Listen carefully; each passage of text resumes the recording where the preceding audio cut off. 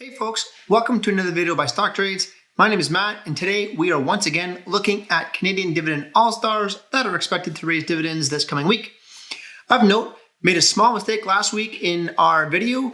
I anticipated that TC Energy was going to announce earnings last week. That didn't happen. They're actually not scheduled to release earnings until February 18th, which is Thursday of this week. So I was a little ahead of the game last week, but it still stands. We still expect TC Energy to raise dividends this coming week. And with that, we're going to get to the other two companies that are expected to raise right after this.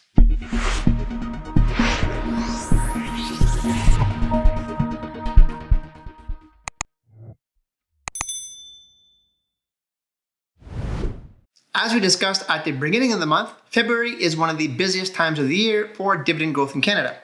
So far, the month is unfolding as expected. Those who are expected to raise dividends are doing so, and those who aren't, well, they're keeping that dividend steady. So far, it's kind of proceeding on track. This week, we got two companies, the first being Goeasy. Goeasy is expected to release quarterly results this Thursday, and investors can expect a pretty nice raise out of the company. For those of you who have been following me for the past number of years, I've been touting Goeasy for a very long time. It has been one of my favorites. I own the company. I've averaged up several times because the company just was ridiculously cheap. Now, the company is also establishing itself as a very reliable income stock. And the company typically announces a raise to the annual dividend along with fourth quarter and year-end results. First off, I know what you might be thinking. As a financial company, how can Goeasy raise a dividend? Aren't dividends frozen for financial companies? Well, yes, that is true to an extent. Only those under the purview of the OFSI currently have their dividends frozen. This does not apply to Goeasy. That's right, Goeasy does not fall under the purview of the OFSI, and as such, it is able and likely to raise dividends this coming week. It is also likely to become the first financial company to raise a dividend since First National did so last October. Much like Goeasy, First National does not fall under the scope of the OFSI.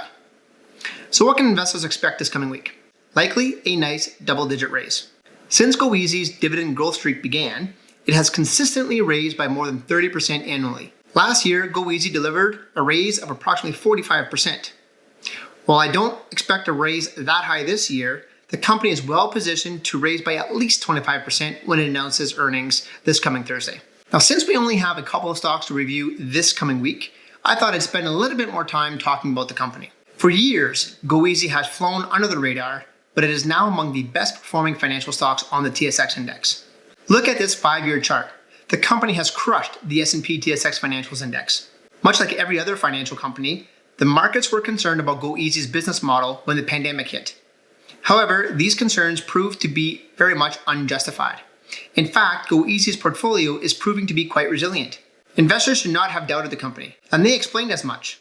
In one of their most recent reports to shareholders, they indicated that their loan portfolio actually does well when there are times of economic uncertainty. And when Goeasy management speaks, investors should listen. This is a company that hasn't missed targets in over a decade. They have a phenomenal track record of execution, and as such, this management is a very reliable team. So it's not surprising to me that the company has since rebounded in a big way.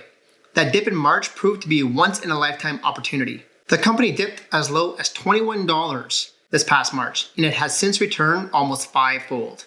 Goeasy continues to grow and is close to hitting all-time highs. It's a rare financial stock that will provide investors with high growth rates and a growing dividend. I own it. Very happy with it, and it was one of our original Stocktrades Premium Bull List selections a few years ago. So investors at Stocktrades Premium, those who acted on that, will also be sitting on some nice hefty gains. Simply put, Goeasy deserves consideration as a financial stock in your portfolio. And the best part is despite the company's existing run, it's still pretty decently valued. Speaking of decent value and speaking of nice runs, our next stock is another one that is having a great year, and that is Magna International. Now, before we jump into Magna, I just wanted to get your thoughts on Goeasy. Let us know in the comments. Do you like the company? Are you invested in the company? I find that ever since I've been talking about Goeasy, there has been two sides to this investment thesis. One, where investors see a very good opportunity, a company that is growing and growing the dividend. On the other, we have those that refuse to invest because of questionable business practices. They do charge a significant amount of interest, and that poses a problem for some people.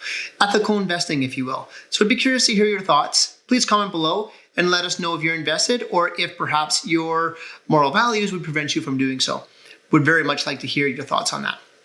And now let's jump into Magna, which is another reliable Canadian dividend all-star. The company has an 11-year dividend growth streak, and it is one of the largest global auto parts manufacturers in the world.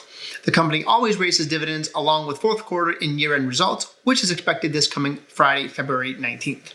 Once again, I find Magna is an underappreciated dividend stock, much like Goeasy. This is a company that operates in a cyclical industry. And the fact that it has been able to build up an 11-year dividend growth streak is a testament to its ability to deliver. Historically, the company has managed to average dividend growth in the low to mid-teens. Last year's 9.5% raise was the first time the company failed to hit double digits. Not that this isn't a very healthy raise to begin with. It is just below its historical averages. The company's payout ratio of 83% currently is a little inflated due to the impacts of the pandemic. On a forward basis, that ratio drops to a mere 23%. So we think that the company is still well positioned to raise that dividend, and we expect it to come in line with last year, either high single digits or around 10% or so. Before we close out, let's also take a little look at Magna as an underappreciated EV play, so electrical vehicle play. The markets have been red hot as of late. And with the Biden administration's pro-climate change agenda, the EV industry in particular has been white hot. It's so hot, in fact, that investors would be hard-pressed to find any value in this area. If you are investing in an EV pure play today, it is likely that you are overpaying for those companies. They are trading at very expensive valuations. Magna, however, that provides value investors with an interesting and alternative option. Much like traditional auto part manufacturers, EV companies will be relying on companies like Magna to supply parts for their vehicles. A good example of this is Magna's recent partnership with Fisker. For those unaware, Fisker received much attention in 2020 as it listed via SPAC on the New York Stock Exchange. Fisker is an electric vehicle manufacturer, and I quote, is on a mission to become the #1 e-mobility service provider with the world's most sustainable vehicles. Quite a lofty target. Magna and Fisker first announced details of their partnership back in October. As part of the deal, the Fisker Ocean will initially be manufactured exclusively by Magna in Europe. Furthermore, Fisker has issued warrants to Magna in which it will have an option to purchase up to a 6% stake in the company. So not only is Magna benefiting from the business of Fisker, but it's also going to build equity in the company. That partnership was further expanded this past January when Magna announced it was collaborating with Fisker to develop an advanced driver assistance system, ADS. The Ocean SUV is expected to be launched in 2022. So bottom line here is that we expect this to be one of many EV partnerships. Magna is a leading auto parts provider, and as such, many of these EV companies will be looking to Magna and other auto parts manufacturers to help supply parts for their vehicles.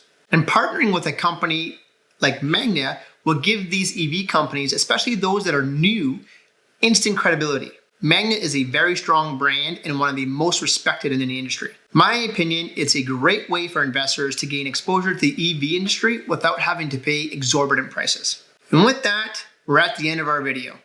So what do you think? Do you like Goeasy? Do you like Magna International? Both of them are scheduled to announce dividend raises this coming week.